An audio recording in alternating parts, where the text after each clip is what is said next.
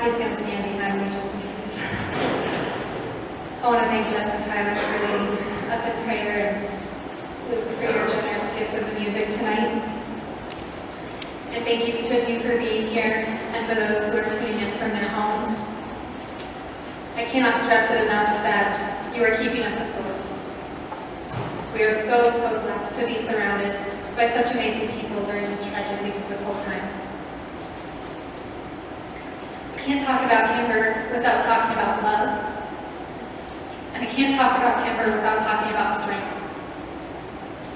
Kimber Sue, I'm going to need your help right now.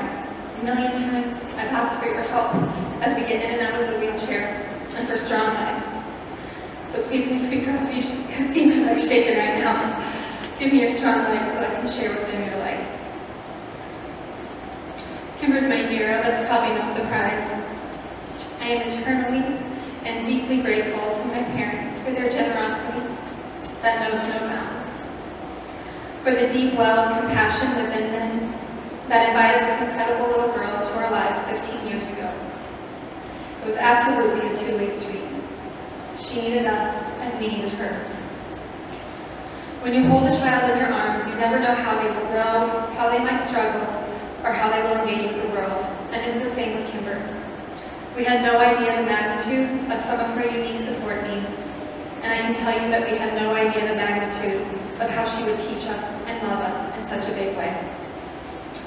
It is with great solace that we lean on the resurrection of Jesus and the love of our Father during this unexpected and devastating time.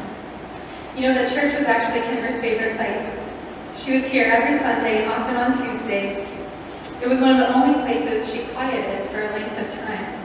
She even willingly handed over her beloved toys in the car as she knew that we were headed into a sacred space.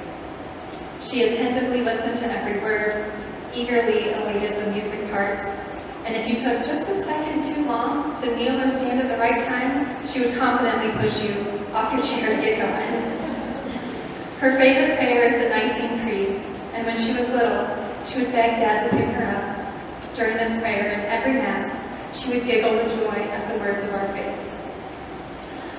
I remember a few years ago, I stayed after Mass and we were in the back right over there, and she was wheeling around, and she made her way over to the confessional, opened the door, and went inside, and I called over Father Joe and laughed that apparently she had something to tell him.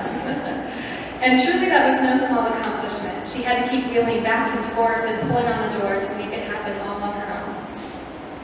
She was most content at church here, though, sitting between Mom and Dad, holding their hands throughout the service.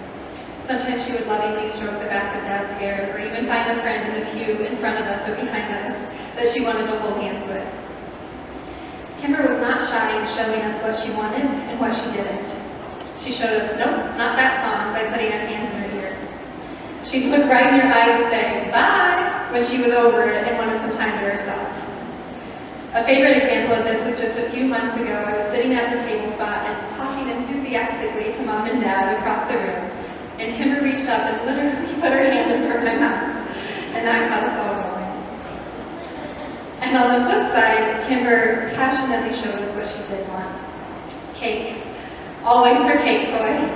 That was definitely the most used word on her talker.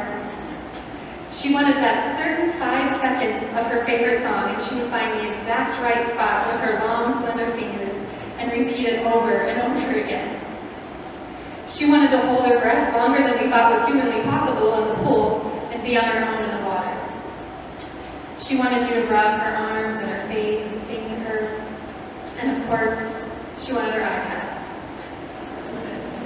Last Friday, I was putting her at her standard for some exercise time, and she grabbed her iPad, said Mom for help, and started tapping it to show me she wanted it unlocked. And the passcode's a little tricky, and so for the last month or so, we've been practicing the sequence 0347.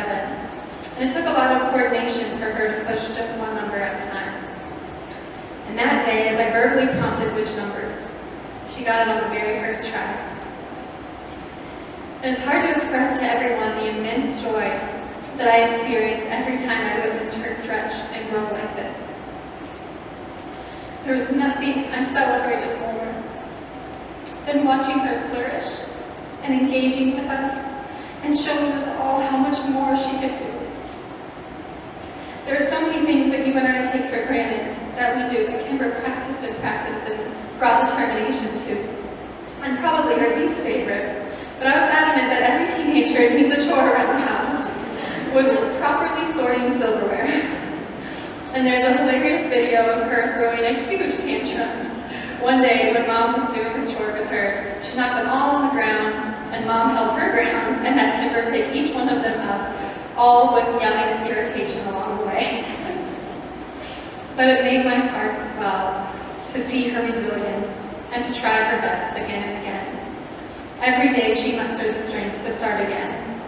It took so much courage for her to engage with the world around her. She had the humility to let herself be carried, washed, and nurtured. She had the patience to wait for someone to understand her request, adjust her position, or just even make her favorite peanut butter crackers. She woke up ready to fully and completely maximize the day for the happiness that it had to offer her. The circumstances of her passing are shocking, and there is a deep, deep pain for my parents getting this call from the hospital as they were away. And I told them, and I want everybody to know, that Mom and Dad going to Florida for rest and time together was the greatest gift that they could have given me. They gave me 10 days completely focused on her that I would never, ever trade in. And the phrase that keeps echoing in my head as I thought about what I wanted to say to you all is that I have full trust that the Lord knows what He's about. On New Year's Eve, I was driving down to Gardner. That was the evening my parents were going to do the first leg of their trip. And all of that, I was feeling completely overwhelmed. And on the drive, I prayed, Lord, thank you for this opportunity to get stronger. Thank you for this opportunity to serve my parents and Kimber in this way. Thank you for this opportunity to love fiercely. And thank you for inviting me to grow. And I met up with Dad and Kimber for the 5 p.m. service here for the solemnity. We sat right over there with Jessica and Tom. And I remember 2 things so vividly. First, Kimber completely attaching to Dad. She'd let go of his hand for 1 second, and then she'd reach out again and again and again to be close to you. And second, during the homily, Dad put his arm around Kimber, and his hand rested on my shoulder. And in those minutes, I felt like I was being filled up with the strength from him and Mom. Everything that I would need for the days ahead. And I had no idea that this mess and this moment was preparing me for what was to come.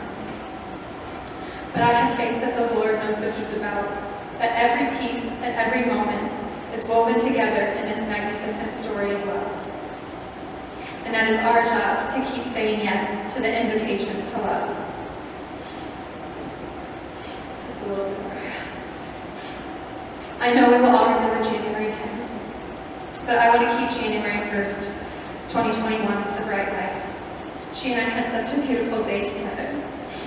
We slept in, we blasted the music throughout the house, she even had breakfast in bed. We danced around the kitchen and she would squeal with laughter when I'd spin her as fast as I could. We bundled up in a stroller and we went for a snowy walk with the dogs that we took in the beauty. We sang some more and we cuddled. And I did not take one moment for granted.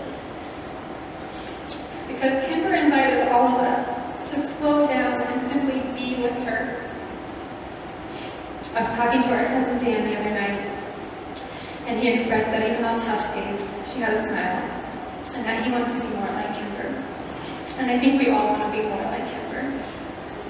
Unapologetically showing up with our whole selves, not worrying what people think, intensely loving the people and the beauty around you, and allowing yourself to be loved.